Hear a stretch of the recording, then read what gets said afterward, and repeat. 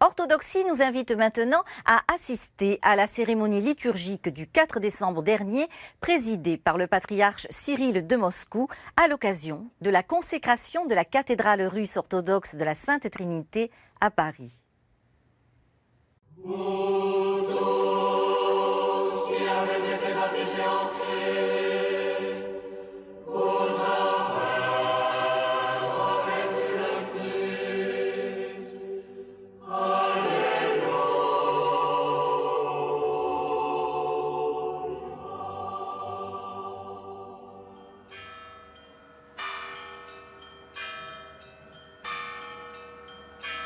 Le 4 décembre 2016 a eu lieu la consécration de la nouvelle cathédrale russe orthodoxe à Paris. La divine liturgie était présidée par sa sainteté Cyril, patriarche de Moscou et de toute la Russie, qui s'était déplacé spécialement pour célébrer cet événement exceptionnel. L'assemblée des fidèles et du clergé concélébrant avait attendu le patriarche qui, après son entrée solennelle, s'apprête à vénérer les icônes du jour, l'icône du dimanche, c'est-à-dire de la résurrection du Christ,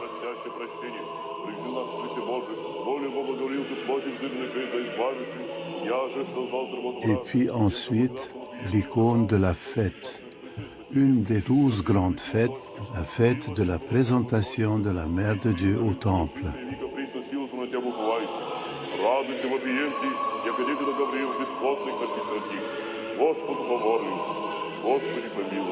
Le patriarche monte dans le sanctuaire, il prie et il va se retourner pour bénir l'assemblée présente dans l'église.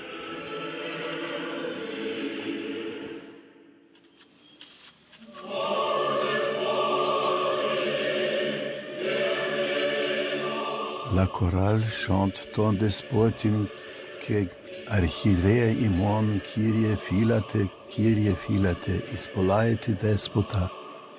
Ce chant grec est un souhait de beaucoup d'années pour le patriarche Cyril. Ispolaete despota ad multos annos.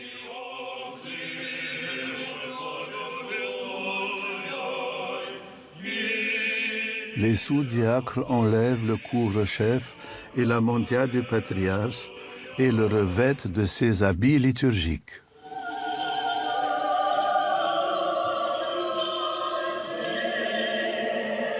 Une fois habillé, le patriarche bénit l'assemblée des fidèles avec les 10 kyries et trikyries, cierges qui symbolisent la Sainte Trinité et les 2 natures du Christ.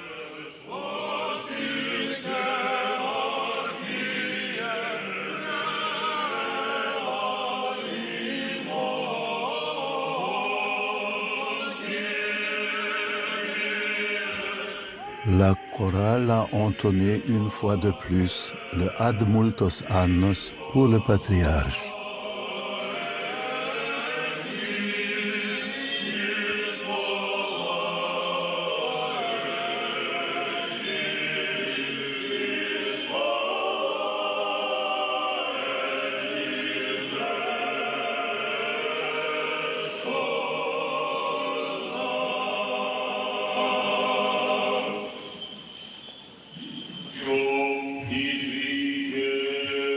Le protodiacre vient de proclamer « Sortons en paix ». Ensuite, l'ensemble du clergé concélébrant quitte le sanctuaire, entourant le patriarche qui porte en procession les saintes reliques placées sur la patène. Ces reliques qui seront ensuite placées dans la table de l'autel du sanctuaire. La procession fait maintenant le tour de la cathédrale avant de s'arrêter devant les portes principales de l'église. Nous apercevons les membres de l'Assemblée des évêques orthodoxes de France avec son président, Monseigneur le métropolite Emmanuel.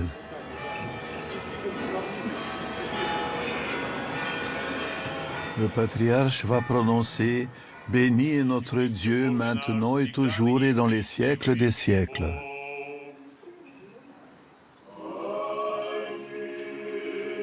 Prince, ouvrez vos portes, prenez ces portes éternelles et le roi de gloire va entrer.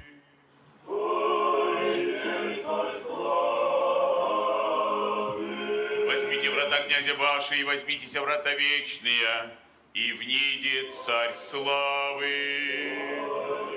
Qui est ce roi de gloire? Господу помолимся. Prions le Seigneur. Et le patriarche dit la prière. Божий Отче Господа нашего Иисуса Христа, Ô Dieu et Père de notre Seigneur Jésus-Christ, qui est béni dans les siècles des siècles, pose ton regard sur nous, tes serviteurs indignes et pécheurs, qui célébrons l'inauguration de cette Église, consacrée à la très sainte et vivifiante Trinité. Garde-la indemne jusqu'à la fin des temps, et rends-nous dignes d'y offrir les louanges et glorifications à la majesté de ton Fils unique, notre Seigneur Jésus-Christ, et à ton très Saint-Esprit. Écoute nos prières et celles de tout ton peuple, avec ta compassion et bienveillance habituelle, par les prières de notre très sainte et toute pure, toute bénie et glorieuse souveraine, la Mère de Dieu et toujours Vierge Marie. и благоприятным Твоей благости быть и мольбам сим о нас и всех людях Твоих, неизреченному Твоему благоутробию приносимым, молитвами Пречистая Владычицы нашей Богородицы и Преснодевы Марии, яко святый си Боже наш, и на святых... Car tu es saint, ô notre Dieu, et nous te rendons gloire au Père et au Fils et au Saint-Esprit, maintenant et toujours et dans les siècles des siècles. Amen. Paix à tous et à ton esprit. Inclinons nos têtes devant le Seigneur.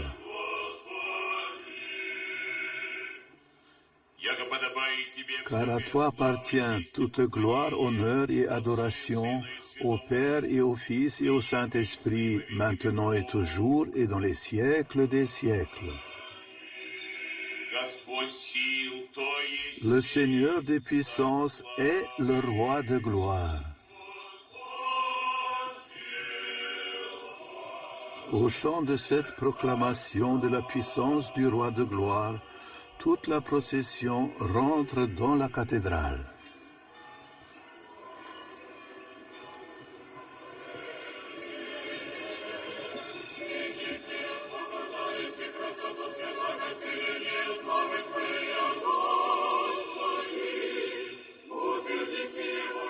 Étant rentré par les portes royales dans le sanctuaire, le patriarche dépose la patène avec les reliques sur l'autel et accomplit leur onction.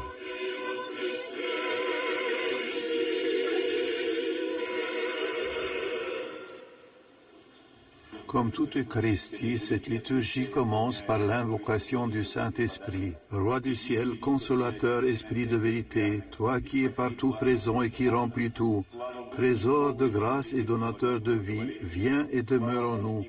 Purifie-nous de toute souillure et sauve nos âmes, toi qui es bonté.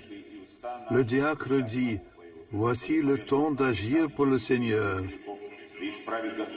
Béni est notre Dieu maintenant et toujours et dans les siècles des siècles. Amen.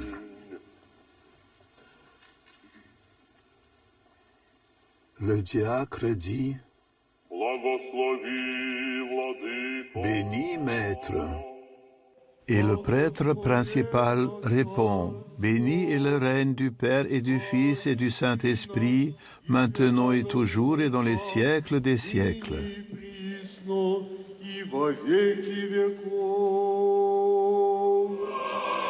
Le diacre entonne la grande litanie. En paix, prions le Seigneur.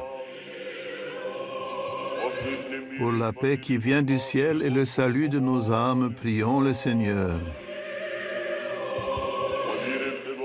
Pour la paix du monde entier, la stabilité des saintes églises de Dieu et l'union de tous, prions le Seigneur.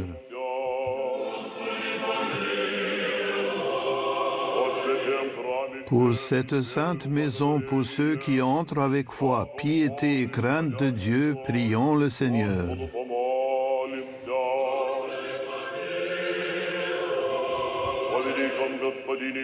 Pour sa sainteté, le patriarche Cyril et l'évêque Nestor, l'ordre vénérable des prêtres, le diaconat en Christ, pour tous les clergés et tout le peuple, prions le Seigneur.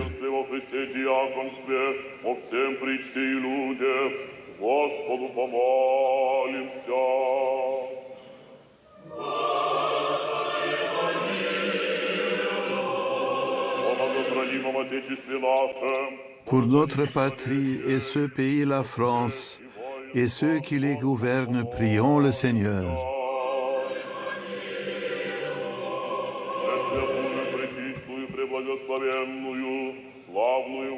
Invoquons notre très sainte, toute pure, toute bénie et glorieuse, souveraine, la Mère de Dieu, toujours Vierge Marie et tous les saints. Confions-nous nous-mêmes les uns les autres et toute notre vie au Christ notre Dieu. À toi, Seigneur.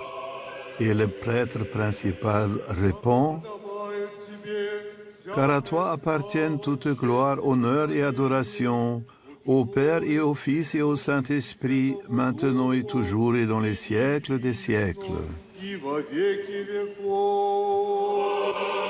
Amen.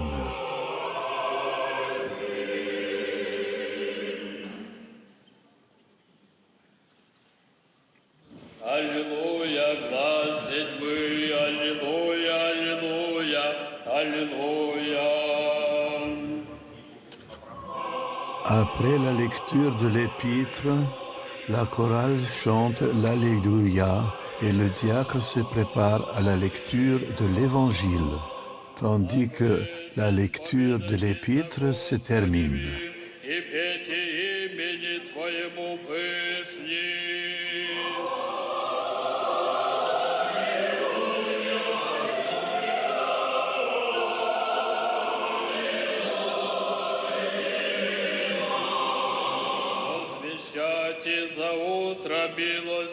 La chorale chante le triple Alléluia.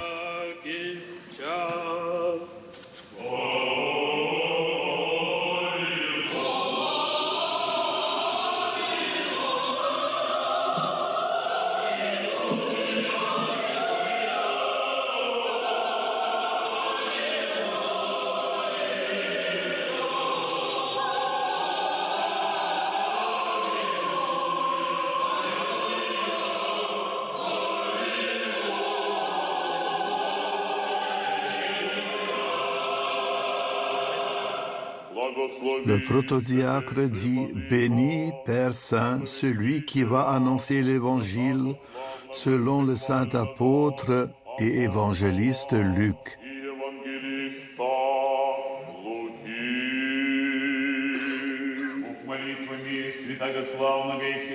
Que Dieu, par l'intercession du saint et glorieux apôtre et évangéliste Luc, t'accorde d'annoncer la bonne nouvelle avec force pour l'accomplissement de l'Évangile de son Fils bien-aimé, notre Seigneur Jésus-Christ.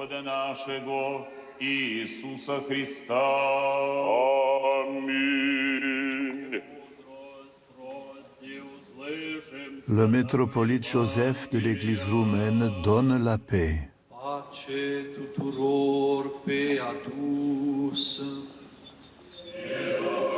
Et à ton esprit. Lecture du Saint-Évangile selon saint Luc. Gloire à toi, Seigneur, gloire à toi.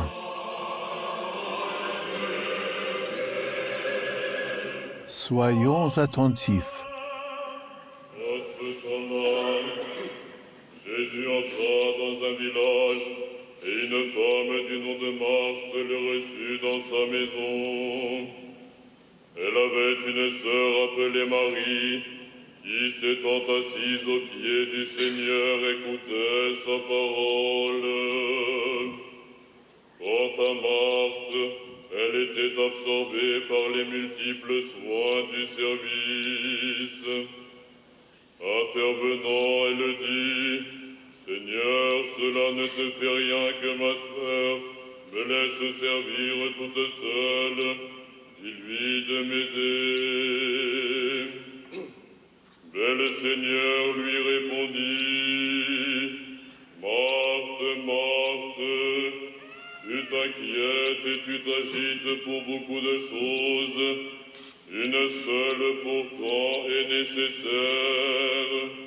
C'est Marie qui a choisi la meilleure part. Elle ne lui sera pas enlevée. »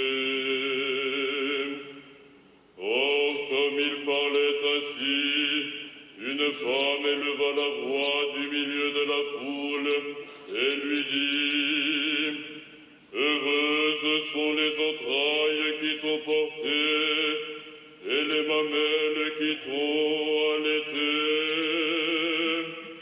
Mais il répondit, « Heureux plutôt ceux qui écoutent la parole de Dieu et qui la gardent. » Le patriarche Cyril demande à Monseigneur Emmanuel de donner la bénédiction pontificale après la lecture de l'Évangile. Et la chorale répond ad multos annos.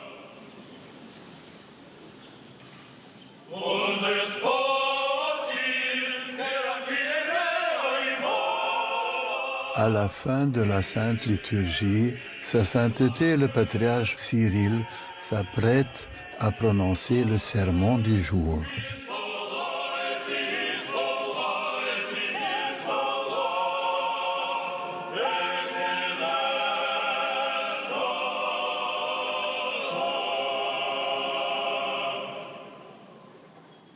Éminence, chers pères, frères et sœurs, je vous félicite de tout cœur avec la fête de la présentation de la Mère de Dieu au Temple en ce jour de dimanche. Aujourd'hui, comme d'habitude, à l'occasion des fêtes mariales, nous avons entendu la péricope qui raconte la venue du Christ dans la maison de Marthe et Marie. Ce récit évangélique s'achève sur les mots suivants. « Bienheureux ceux qui écoutent la parole de Dieu et l'observent ». Dans la version slavone, il est dit « Bienheureux ceux qui écoutent la parole de Dieu et qui la préservent et la gardent ». Ces deux mots, l'observation et la garde, sont très importants. On ne peut garder que ce qui nous est cher. Nous ne gardons pas ceux dont nous n'avons pas besoin. Ce que nous relie à nos parents, ce qui nous relie à des choses importantes dans notre vie, nous le gardons. Jamais nous ne vendrons ce qui nous est cher. Nous ne l'échangerons pas contre quoi que ce soit. Et d'autant plus, de notre propre volonté, nous ne nous séparerons jamais de ce qui nous est cher. Et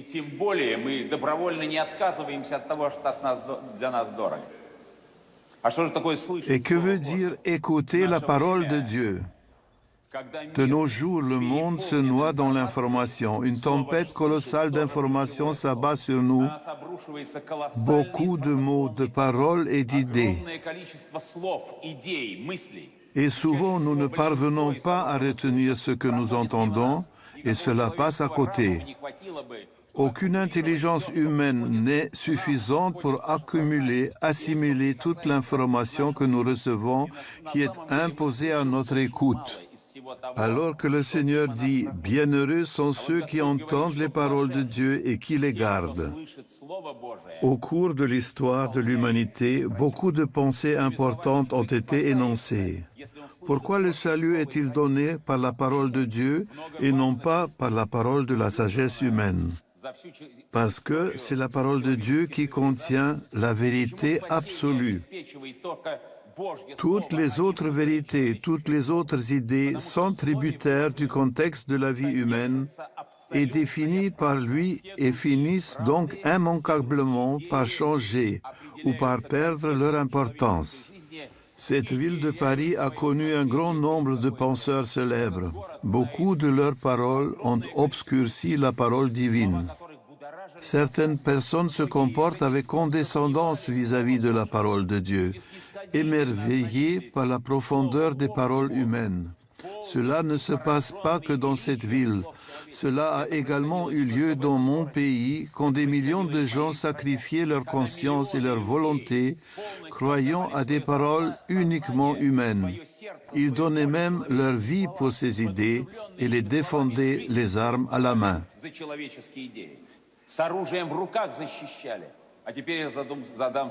Et maintenant, je vais poser une question très importante. Que sont devenues ces paroles humaines? Qui ici à Paris ou chez nous à Moscou donnera sa vie pour les défendre aujourd'hui? Ces mots, à part quelques scientifiques qui étudient l'histoire de la pensée humaine, tout le monde en a déjà oublié la moitié. Et pourquoi est-ce la parole de Dieu qui nous rassemble et nous unit? Parce qu'elle contient la vérité absolue. Elle est le critère absolu pour différencier le bien du mal. Et c'est cela qui importe. Si l'homme perd la possibilité de distinguer le bien du mal, il cesse d'être un homme. Et en ce cas, la société humaine sera détruite. Ce ne sont pas simplement des paroles que je dis à l'occasion de cette péricope, mais souvenons-nous de notre histoire. Nous, en Russie, nous avons rejeté Dieu au début du XXe siècle. Nos pères et nos grands-pères avaient décidé de construire une société juste et prospère sans Dieu, uniquement selon la sagesse humaine. À quoi cela a-t-il mené? Le peuple a été ravagé par la guerre civile et par des luttes internes. Beaucoup ont fui leur patrie et nombreux sont ceux qui sont venus en France. Pour cela, nous remercions la France. D'autres persistaient à vouloir en construire une telle société sans Dieu chez nous. Toutes les possibilités de l'être humain étaient mobilisées à cette fin. Tous les pouvoirs devaient être concentrés. La société, les technologies, l'art, l'armée, tout était concentré dans les mains du pouvoir unique. Et tout cela, c'était dans un seul but. Créer une société riche et prospère. Mais on n'y est pas arrivé. Certains nous demandent pourquoi construisez-vous en Russie autant d'églises nouvelles? À quoi servent près de 1000 monastères et près de 36 000 églises? Pourquoi des milliers et des milliers de moines? Et tout cela durant ces 25 dernières années. Et nous répondons, nous avons reçu une telle leçon, telle qu'aucune autre nation n'a reçu de pareil dans l'histoire. Nous n'avons pu survivre en tant que peuple uniquement parce que nous avons conservé notre foi.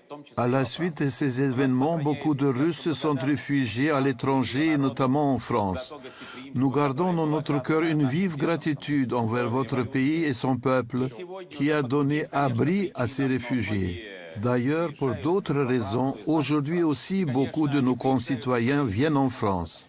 Beaucoup d'entre eux croient profondément en Dieu et c'est important pour eux d'être des ouailles fidèles de notre Église. Pendant 85 ans, l'église principale de notre diocèse de France a été une toute petite église de la rue Pétel. Au début, dans un garage en sous-sol, puis au rez-de-chaussée d'une maison. Et chaque fois que je venais pour prier ou célébrer dans cette église, je ne pouvais pas ne pas penser à l'histoire dramatique de la Russie en exode. Je voudrais exprimer ma profonde gratitude à la France et à son gouvernement pour le fait qu'en réponse à nos demandes, il nous a été donné la possibilité d'avoir ce lieu magnifique sur le bord de la Seine.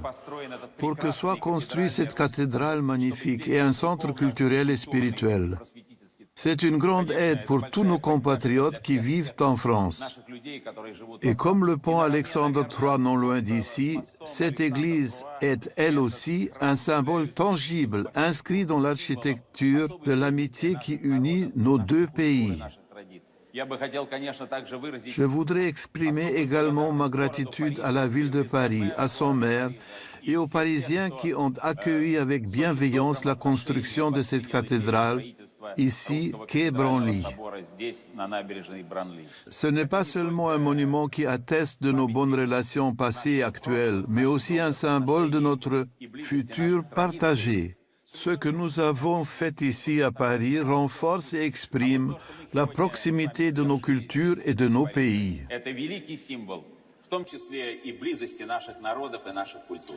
Aujourd'hui, c'est la fête de la présentation de la Mère de Dieu au Temple. Que cette Église soit un lieu de découverte et de rencontre entre Dieu et les hommes. Et que cette possibilité de rencontrer Dieu nous soit une aide dans nos difficultés de tous les jours. En mémoire du jour de la consécration de votre Église, je voudrais vous apporter un don, une icône de la Mère de Dieu d'Iviron.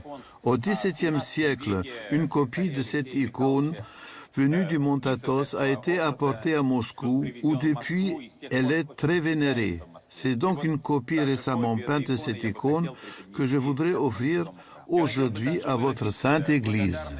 J'exprime aussi ma gratitude à tous ceux qui ont contribué à la construction de l'Église. Monsieur Alexandre Orlov, ambassadeur de Russie en France, est distingué par un diplôme d'honneur patriarcal.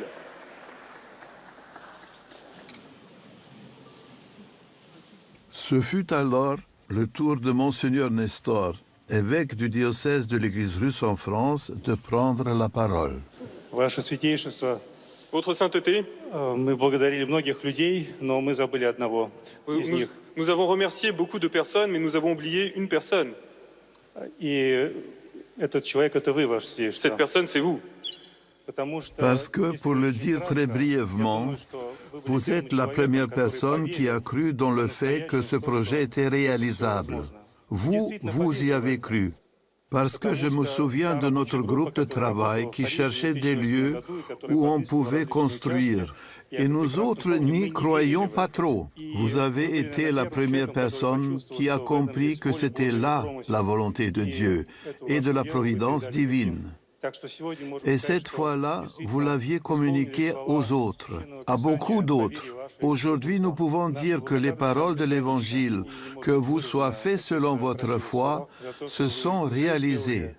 Notre gratitude envers vous n'a pas de limite. Nous avons une seule requête envers vous. S'il vous plaît, n'oubliez pas ce lieu et son devenir dans vos prières, parce que nous avons encore un chemin assez difficile et long à parcourir. En mémoire de ce jour, veuillez bien accepter cette icône de Sainte Geneviève, protectrice de la ville de Paris. Je vous salue tous encore une fois, et que la bénédiction du Seigneur et l'intercession de la toute pure Mère de Dieu soient avec la merveilleuse ville de Paris, vous tous, et avec toute la France et ceux qui y habitent.